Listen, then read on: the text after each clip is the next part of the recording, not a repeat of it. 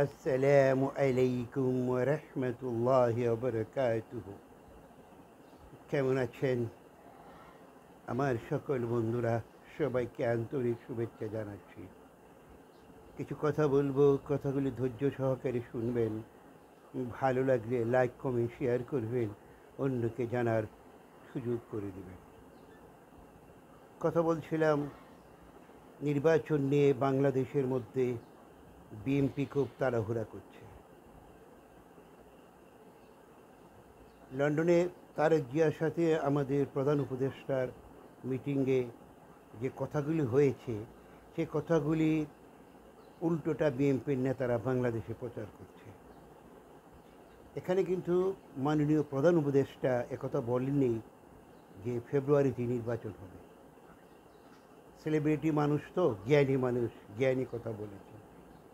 উনি বলেছেন সংস্কারের যে কাজগুলি, বিচারের যে কাজগুলি, যে মোটামুটি একটা ফাইনাল পজিশনে নেওয়া যায়, তাহলে ফেব্রুয়ারিতে হয়তো বা নির্বাচন হতে পারে। হয়তো বা কথাটা বলেছেন, এখন উনি বলেন নেই যে ফেব্রুয়ারিতে নির্বাচন হবে।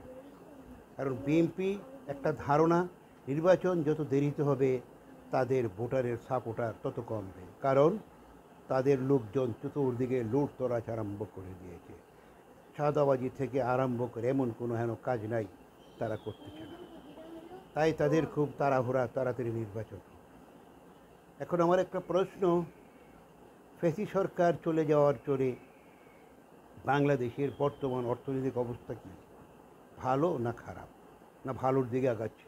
যদি ভালোর দিকে আগায় তাহলে বর্তমান সরকার দেরিতে নির্বাচন দিলে সমস্যা কোথায়? একটা নির্বাচন দিলে মিনিমাম ১-১.৫ কোটি টাকা খরচ হবে। আমাদের এই দুর্বল অর্থনীতির সময় এই টাকাটা খরচ করার কী মানে হতে পারে? তাই জন্য আমি বারবার কথাটা বলছি, আবারও বলছি, বর্তমান সরকার একটা হ্যাঁ না ভোটের ব্যবস্থা করা হোক। জনসাধারণ কি তাড়াতাড়ি নির্বাচন চাচ্ছে না দেরিতে চাচ্ছে?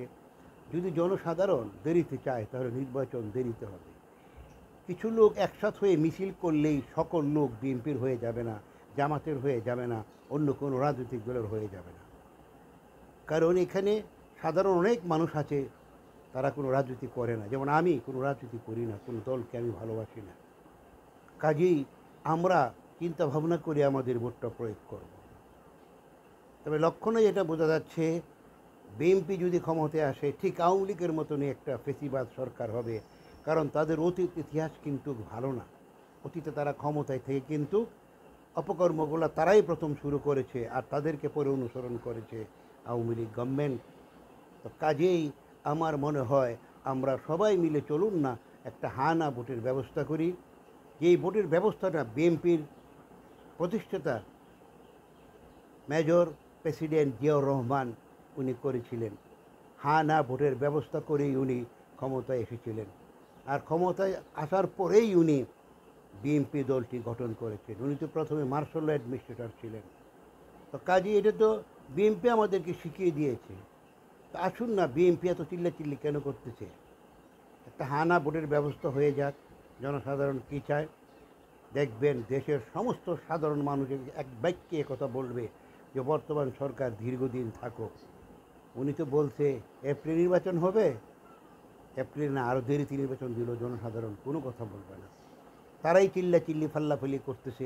বিগত দিনে আগে যারা লুটতরাজ করে খেয়েছিল দল করে, যেসব নেতাদের কিছুই ছিল না, রাজনীতি করে অনেক টাকার মালিক হয়েছে, তাদের আরও টাকা লাগবে, এই জন্য তারাই ফাল্লাফাল্লি করতেছে। এই জন্য আমি সবাইকে অনুরোধ করব, সবাই মিলে অনুরোধ করি বর্তমান গভর্নমেন্টকে হ্যাঁ না ভোটের ব্যবস্থা করা হোক।